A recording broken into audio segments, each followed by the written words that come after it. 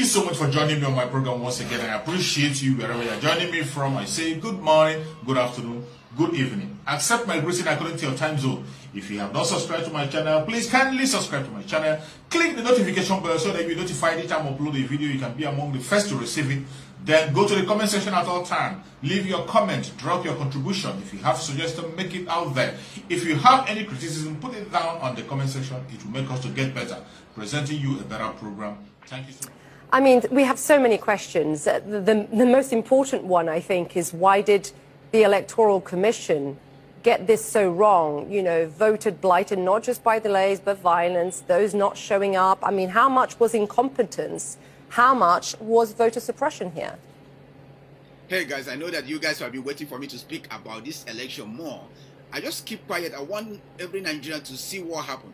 I was asking myself, can Nigeria take that, step to apologize to Simon?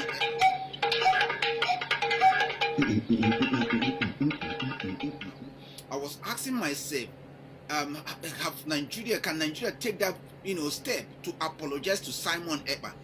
Because, few days before the election, they interviewed Simon Ekpa to know his mind. And, Nigerian government made this case that Simon Ekpa is about to disrupt, what do they call it, a democratic process. Then Simon Ekpa granted this interview. You are listening now. Listen to that interview and hear what he said. They breed criminals, and that is what we're fighting against. The reason why the later on gets sorted out easily and fast was because it was against Finland, and Finland have to officially react to the letter, and the letter went viral. There are so many lies against me out there on social media. Nobody could come and say it is not true. Okay, so that's, and those lies, when they continue to say it and maintain it, it becomes truth when nobody debunk it. You talk about criminals. Do you think the candidates for the presidency are criminals? They are all criminals. Yes, all of them. Even Peter Obi. Peter Obi is a criminal. But he's a southerner, isn't he? Like, he doesn't. I am not a tribal. Listen, I'm not a tribalist. I'm not a tribalist, and that is what makes us different. We want. If I'm criticizing you, I criticize you with fact and figures. I'm going to tell you how all of them are. Do I explain? One, starting from Atiku. Atiku was indicted in the United States for money laundering. He's a criminal. How do you think if Nigeria is a United States, Atiku will come back and start contesting with the criminal record he has to have for money laundering? Tinubu was indicted in the United States for drug pushing. The records are there, so it's criminal. Nigeria is being ruled by criminals, and they breed criminals. Peter Obi his name was in Pandora. He didn't deny it. It's also the part of money laundering, international money laundering crime. He has $15 million in offshore accounts. But surely Obi, being a southerner, is on the side of your people. That is the problem. Why must you have somebody that have to be in the side of my people?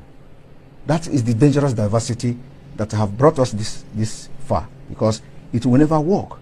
Everything about Nigeria is what favors my people. I don't want what we want a Biafra where everything favors everybody. But when you have Nigeria, it is either Fulani. Now we don't even have Hausa anymore because Fulani have overshadowed them. So it is either you are fighting for Northerner as a Fulani Muslim, or you are fighting for Yorubas, or you are fighting for Igbo people. So how can you continue in that kind of system? This is why we must. Okay, he said this. He said that Nigerian are criminal. The guy ever actually tried to stitch him with Obi. He told him that no, I'm not a tribalistic man here. I'm trying to be honest with you. Nigerian government is corrupt. All of them are criminals. This something that I want Nigerian government. I was hoping that they will use election or the election process or aftermath to tell the world that Simon or Nnamdi Kanu or those that are saying Nigeria is a fraud, all are liars. But what happened? They worsened it. The international community were there. They saw what happened. Even the CNN, everybody carried it. They saw what happened. There have been abuses of incumbency, where those who wish to organise rallies where governors are not of the same party, that they have been hindered in some way. We have seen instances in which there have been intimidation, and therefore we took note of these issues, and these fall well short of international standards that Nigeria has set for itself. That there have been significant operational failures by INEC, the electoral umpire. I must praise the young people of Nigeria, the youth of Nigeria, who have so much looked forward to this election to be able to express themselves, perhaps for the first time, and feel that they have elected their president in a free and fair election. What we see in Nigeria every 4 years, unfortunately, is that INEC claims to be ready for elections, but at the end of the day, you have very serious glitches that begin to undermine confidence. I am aware that the European Union, the American observers, and various other international observers have expressed some reservation about the transparency of the process. And I think that's very unfortunate. And now we have former President Olusegun Obasanjo chiming in, and that's quite a weighty voice indeed.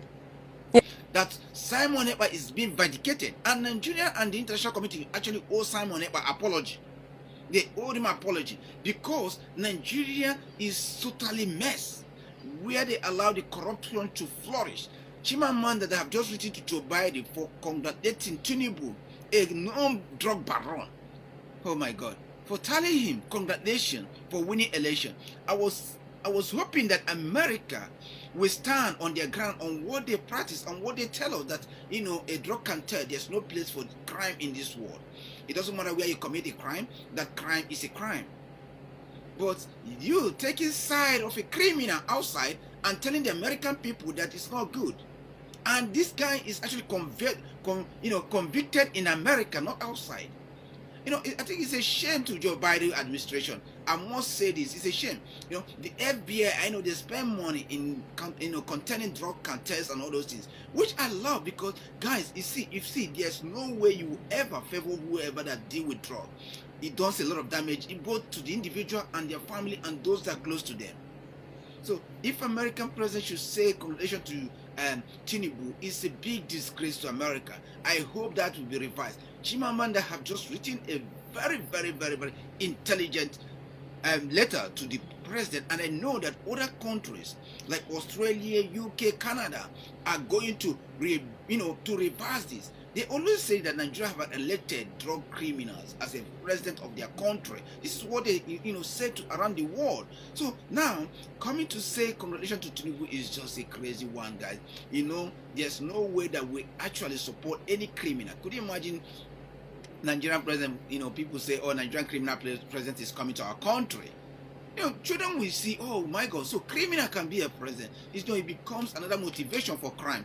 You remember when America killed Bin Laden, they refused people to know where he's buried so that it should not be a motivation to people. When America killed Saddam Hussein, the same thing happened. They refused because they don't give credit to terrorism. But if America should give credit to Tinubu, who is a non-drug baron, then America is opening another chapter, which means those people that America have actually persecuted that have Nigerian origin as a drug cartel have right to appeal, because America is telling them now that you guys are accepted, that drug baron is no problem once you can get your hand into power. Likewise, other countries that congratulate them, like UK. So you guys will be naive in order to go and persecute somebody that says a drug baron, and then you are congratulating drug baron the other way. Hey, this is just what we call double face. We don't want to this is double face. We want the law to stand, and we want people to be able to speak the truth at every time. Look at what the people are saying about this election. Look at how corrupt this leader is. There's no way a sensible country that fights so much about crime, mostly drug. They spend more money. I see when I watch Australian television, see how they track drug baron. A lot of money, a lot of intelligence have been invested here in order to track drug barons and stop them from getting to the streets. So could you imagine now America turn back and be congratulating the same drug baron the world are spending money to cut down? It would be a shame to America. I'm not sure if Joe Biden was giving the right information, but what Chimamanda wrote to him, I think that we should put him back in his place, and whatever he said, he should revise it now and say that we stand against anything to do with nicotine, anything to do with drug baron. We are not part of it. We want nation to be led by people who are worthy of calling the excellent to rule the nation. That if a president presents himself, you are talking with somebody who has conscience, not somebody who can make money, you know, to with people's expense. So thank you. I hope this program that you have watched today will help you, and I think that you know, Simon Ekpa should be giving apology on what happened here. Thank you, and guys, don't forget to share. Follow me, Lord Obi.